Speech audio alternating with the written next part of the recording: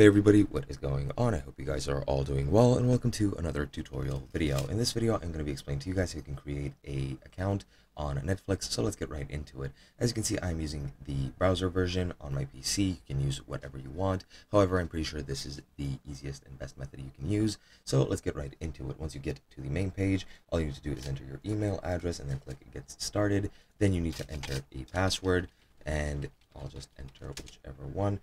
And then once you enter your password and enter your credentials, you need to choose a plan. You just click next and select whichever of these plans you want. For example, I'll choose standard, click next, and here you'll need to set up a method of payment.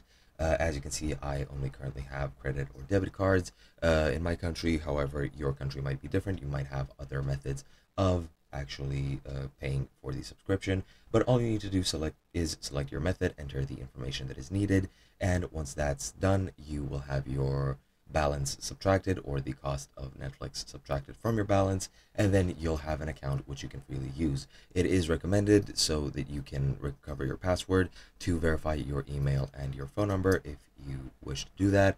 I won't be going any further than this since I don't want to pay for another subscription, but that is pretty much it. Hope you guys enjoyed, and I'll be seeing you guys in another video.